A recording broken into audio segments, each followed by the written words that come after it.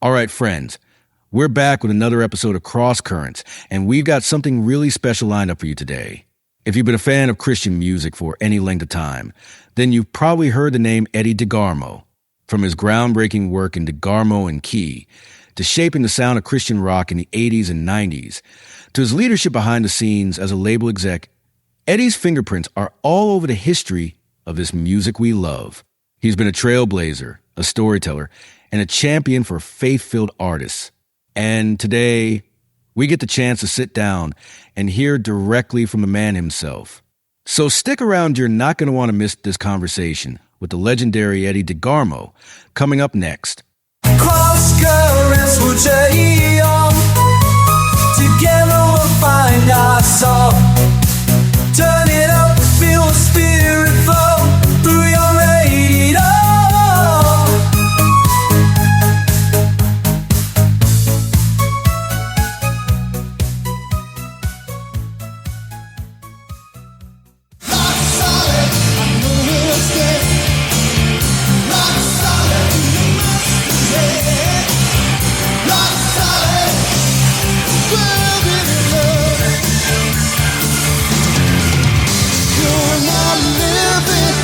Should be living, you better give it all that you got.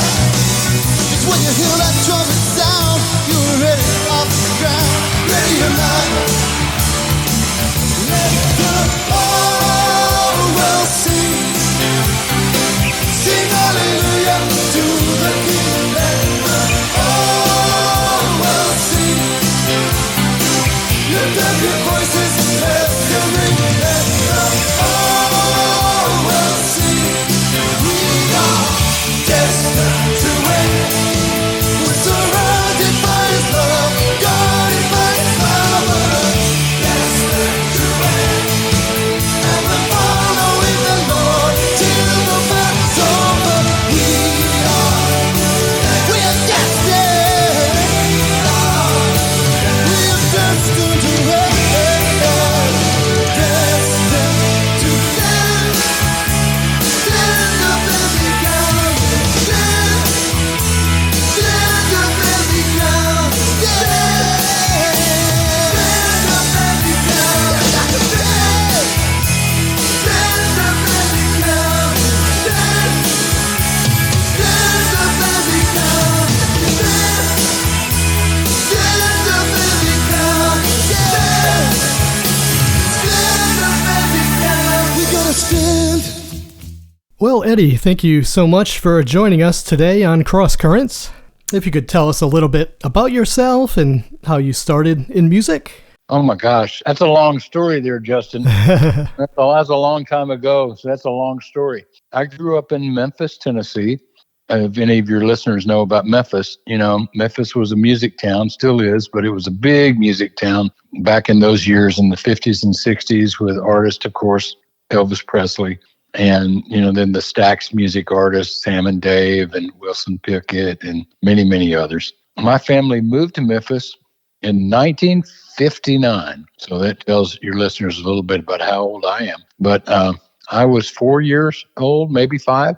And the spot that they settled in was just about across the street from Graceland Mansion, which was home for Elvis. And, I wasn't a huge fan of Elvis. He was more of a generation of my big brothers.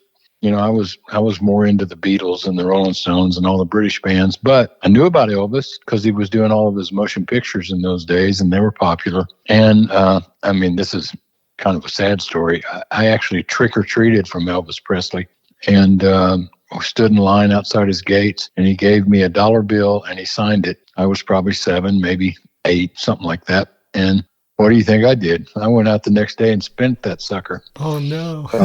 I did. I bought me some candy. That's what you do, right? I did do that. My school bus would pass by Elvis's home every day in the morning and the afternoon. And a lot of times I would see him out either riding his horses or riding his motorcycle or standing at his gate meeting people. He would do that quite often. And I just knew from a very early age that rock and roll seemed like a great way to make a living.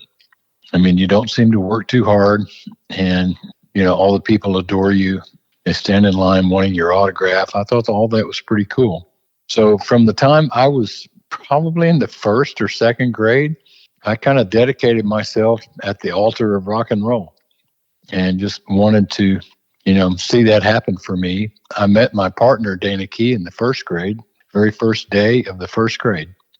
And we started scheming bands by the time we were in the fourth grade. I think he was going to play trumpet and I was going to play trombone, something like that.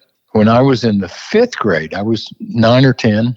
My dad, the good Southern Baptist that he was, went to the West Memphis dog track to bet on the dogs one night. And this would have been 1964.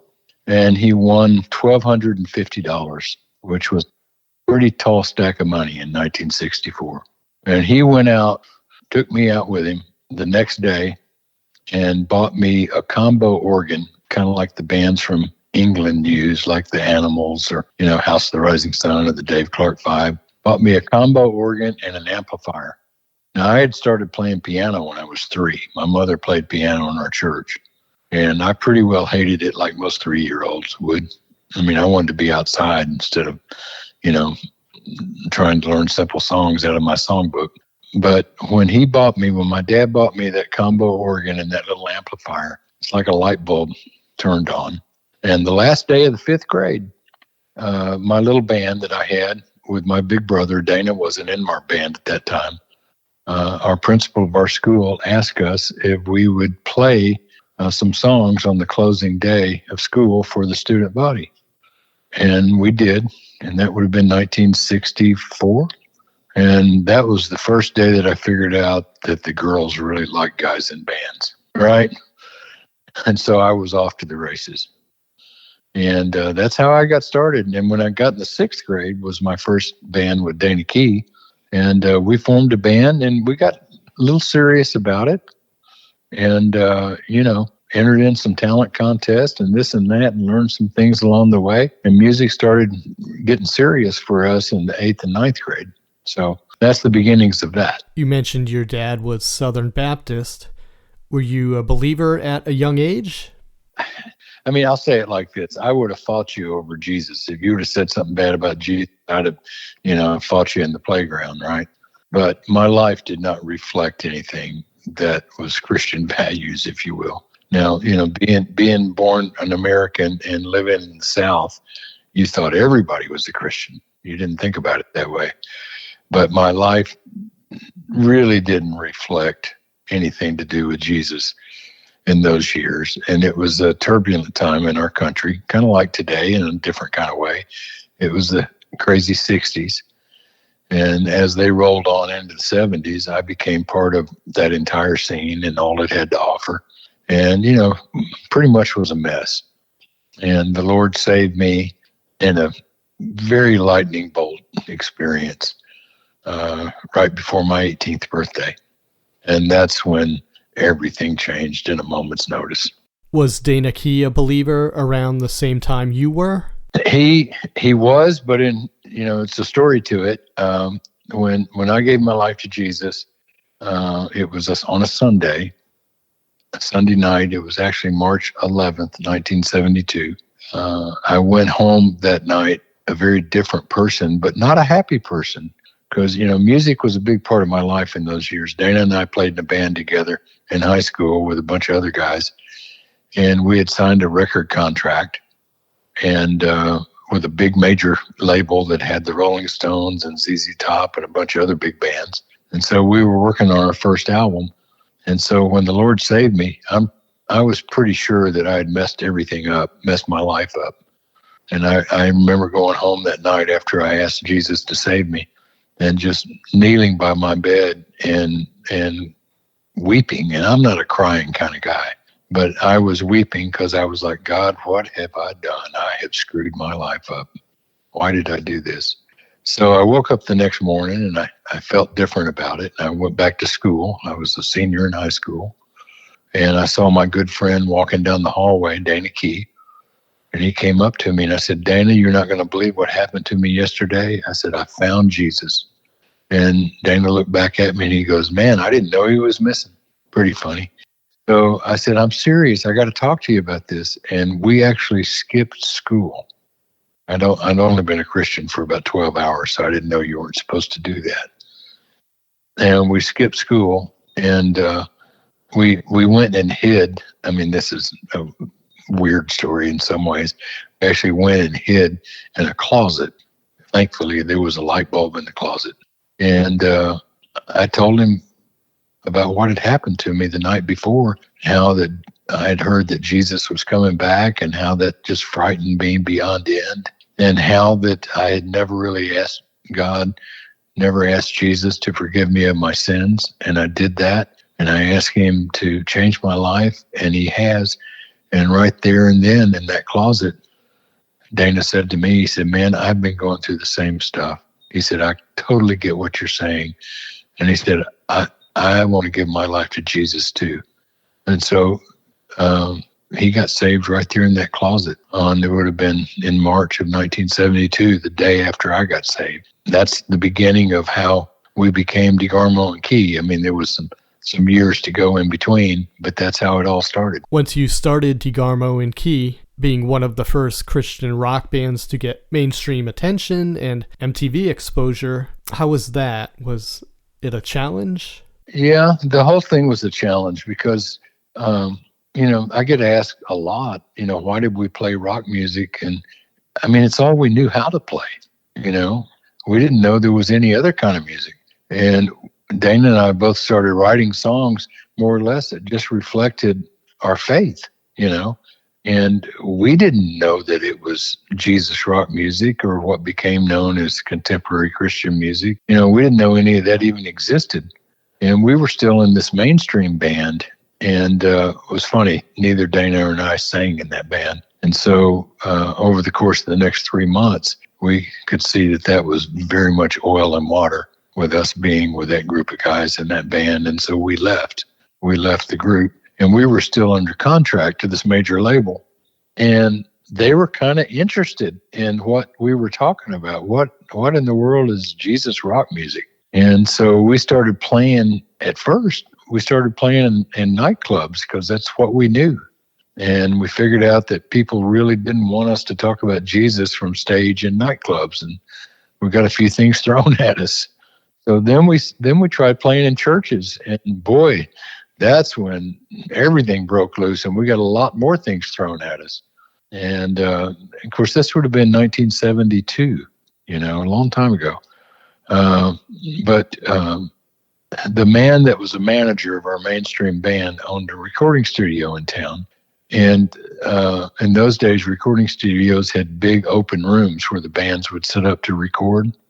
And he allowed us to use that room to practice our new band.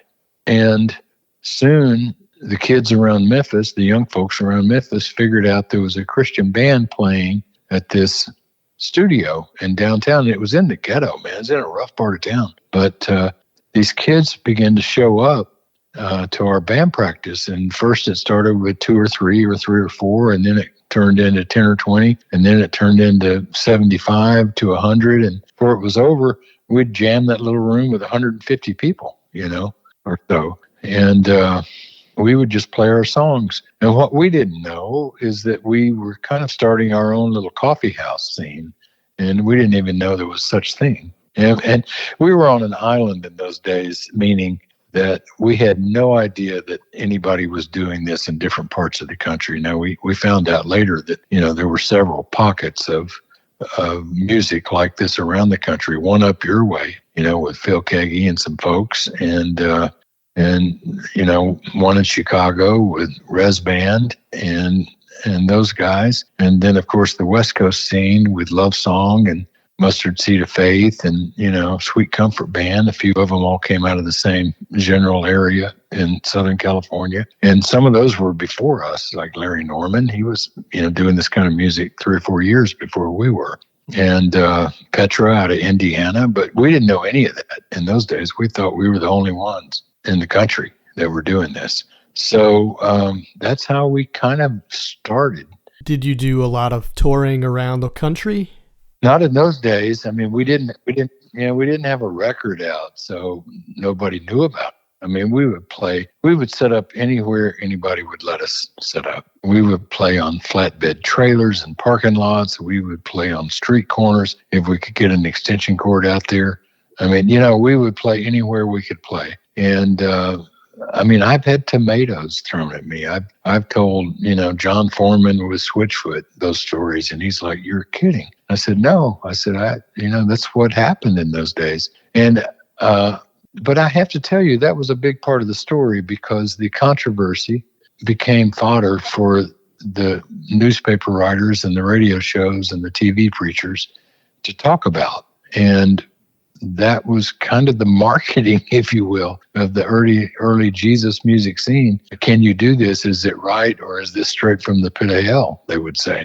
We had TV preachers preaching against us, and I would just make sure they would spell our name right, So we didn't really tour. And then in 1976, we had done some demos in a studio that got in the hands of a friend of ours that wrote for a magazine called Campus Life magazine, which was kind of a big deal back in those days. And he was the music critic, and he heard our music, and he goes, "Hey," he said, "I think some people might be interested in this. Can I send some out?" And he actually sent tapes, reel-to-reel tapes, old school reel-to-reels around the country. And one day, I was newly married, by the way. I got married. My wife and I were 19, and I was newly married. And she answered the phone rang. She answered it, and then she just hung it up. And I said, "Who was that?" She said it was some guy on the phone, said he was Pat Boone. Whoa. I said, "Whoa, Pat Boone," because, he was a big deal in those days, still is, but a really big deal in those days. He was still on the Night Show and, different movies and different things. And so thankfully, he called back in a few minutes, and I answered the phone the next time. So that's, Pat Boone called back, and he said, "Hey," he said, "don't hang up." He said, "I'm Pat Boone." He said, "I got a reel-to-reel tape with your name on it and your phone number. And, I think I can help you." And so that's literally how it happened. So people have asked me through the years, "How do you get a record deal?" And I said, "Just don't hang the phone up if somebody calls." Whew, yes.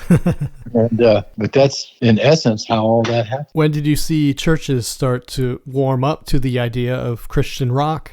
It took a few years, man. It did. I mean, our first album came out in January of 1978. And I would say it was 1982, 83 before we started getting pretty wide acceptance, So 4 or 5 years, I got a pretty thick skin through that period of time. As I look back on that now, I mean, I'm older, of course. I don't know that it's a bad thing for the church to be apprehensive about new stuff. That was a real earth-shattering thing that was going on all around the world. It wasn't just in Memphis, or it wasn't just in California. I mean, it was in Europe and Asia and Australia the same way. And the church had to warm up to that. And there was also in those years, and especially in the early years of Christian music, there was a revival going on in our country. We were seeing tens of thousands of young people come to Jesus. So there was like an army of young people that supported what we did. So, but it took a little while for the church to settle in. That's true. How did you meet up with Bob Farrell? Well, that story actually goes back to the beginning almost.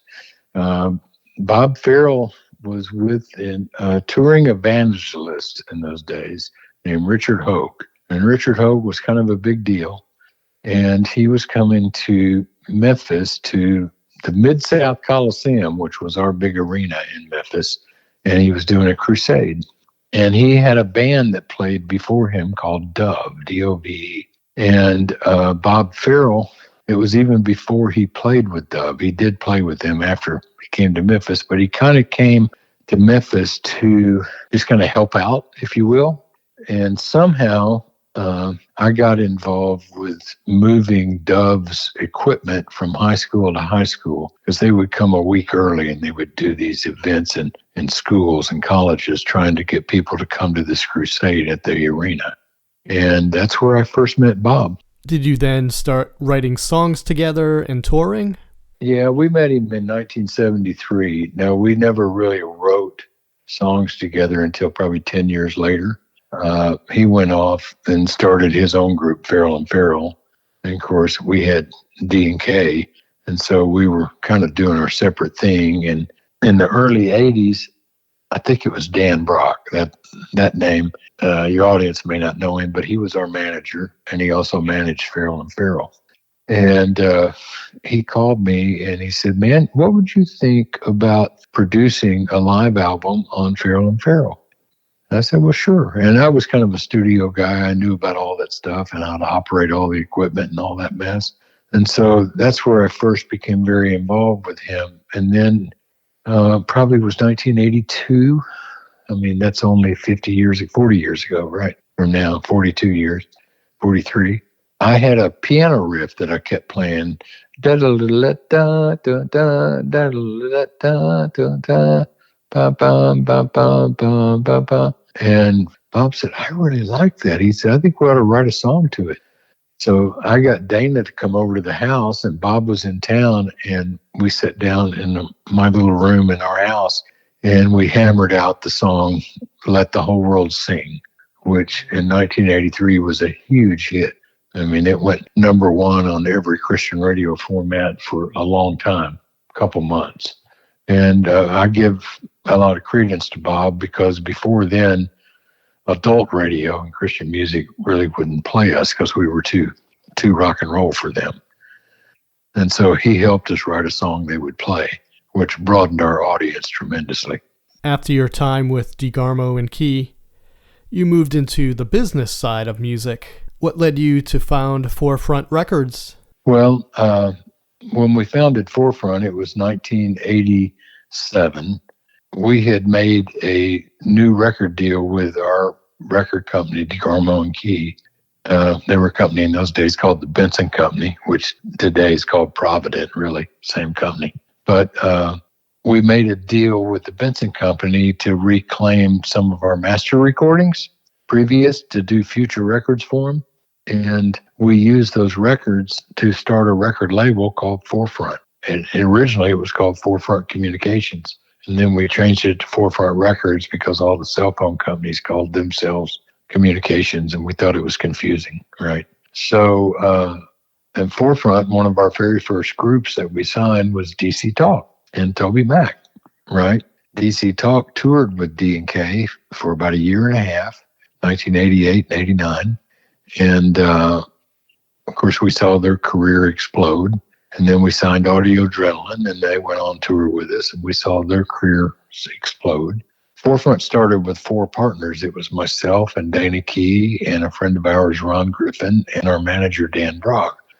Dana didn't really care for the record business, so he sold out about a year in, and then Ron Griffin was off to do other things. He actually became an Episcopal priest. And so he sold out his stock. So Forefront ended up just myself and Dan Brock for all those years.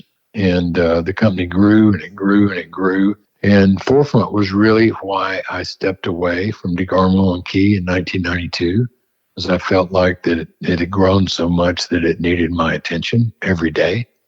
And, I never told anybody that I owned Forefront for the first 5 years, because I didn't want a conflict of interest with my own group. And so Forefront, over the course of 10 years, we got really massive. Actually, we became the largest independent Christian record company in the entire world, right? And in the late 90s, we actually sold that business to a major at the time called EMI Music. Since that time, they've been broken up and sold off to different entities. But that was the story of Forefront. And Forefront was a great experience for me. We ended up working with 16 artists. Of course, I mentioned DC Talk and Audio Adrenaline, and then Rebecca St. James and Jeff Moore in the Distance and Skillet and Big Tent Revival and Code of Ethics and Satellite Soul and, many, many others. So it was good times. And when you were working with artists like those, did you immediately think, oh, wow, they're going to go places? Well, I guess I have a knack for it because a lot of them, they had higher success than even my own group had, D&K. Of course, it was a different age. It was a different time. And, but yeah, I thought it was pretty awesome because our message in those days, MTV was a big deal. It's not anymore, but it was in those days, and music videos and all that sort of thing. And so we wanted to create a record label that really reached that age group, 12 to 19. We were solely focused on that age group.